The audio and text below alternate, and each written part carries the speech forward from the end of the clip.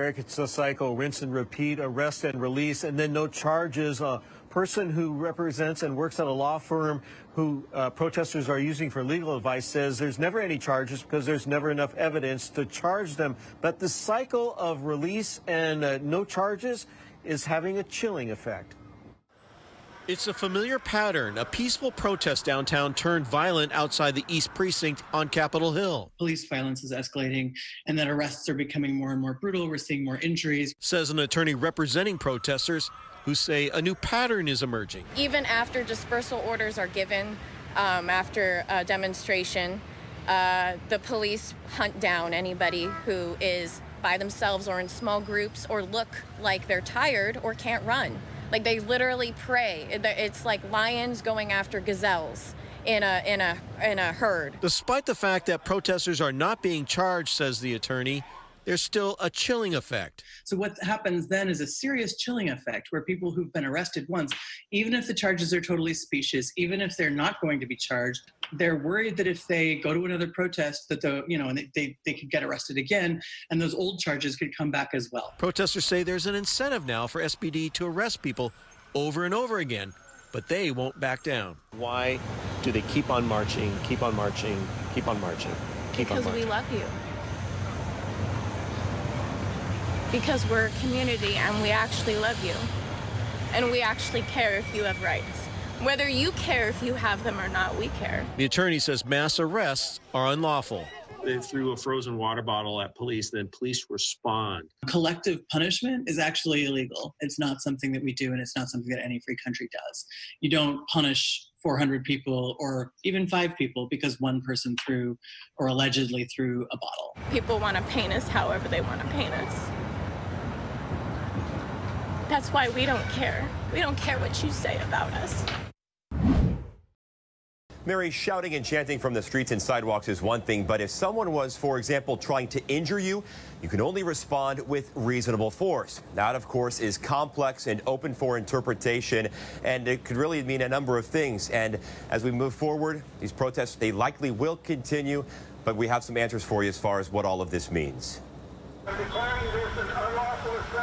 With protests firing back up, it's no secret they can sometimes lead to property damage. And in some cases, businesses hiring armed security like this one did during the days of CHA. I'm very disappointed in the city's leadership. And with the seemingly renewed energy out on the streets, we're asking, what are an individual's rights or a business owner's rights should they find themselves the target of a violent protest? With property, malicious trespassing or interference can only be met with force, quote, not more than necessary, according to one lawyer. But confrontation is not a good idea. That's according to retired police officer Jim Fuda. If you went outside to confront those people and the rocks were being thrown at you and that's bodily injury, you can subdue that. But I tell you, I wouldn't recommend that in today's mentality. And should you become the target, fear for your life? Think before you respond. It makes it very difficult to decide in a split second to decide if you're justified or not for that. And Mary, there had been a memorial growing here, but staff here just took that memorial back. What we are learning today is that there had been problems happening here at this apartment complex leading up to this incident for many weeks. In fact, we learned that the property manager here had a harassment order against the person accused in this case.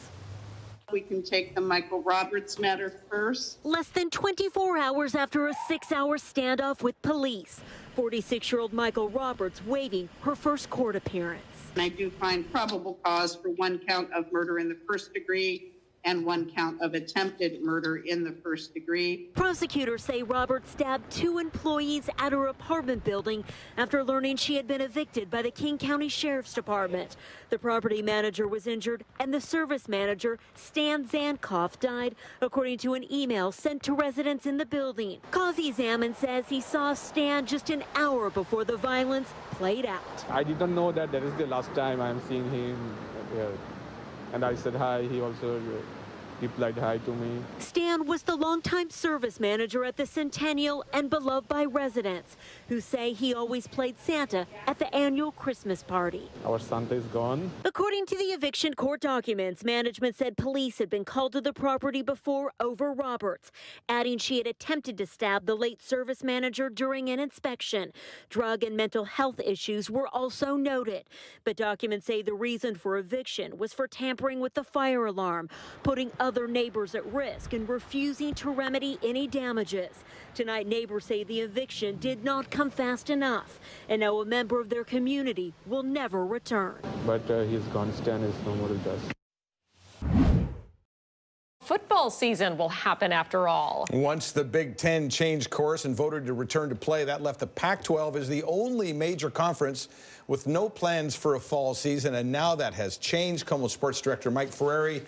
Mike, let's do this thing. Right, they're going to play. I think we all knew it was going to eventually come to this, but how long is this season going to be? What's it going to look like? The Pac-12 initially said they would postpone their football season until the spring due to COVID concerns, but the conference was able to strike a deal that would test athletes and coaches daily for COVID-19. That changed their approach to this fall. Pac-12 presidents and chancellors got together today to vote on having an abbreviated season, and they voted in favor of playing a 7-game schedule. The season will begin Friday night, November 6th, and include games that weekend. The conference will have a championship game on December 18th or 19th. Athletic departments across the conference are hemorrhaging cash, and any football that may allow schools to recoup some money by way of TV deals would certainly be welcome.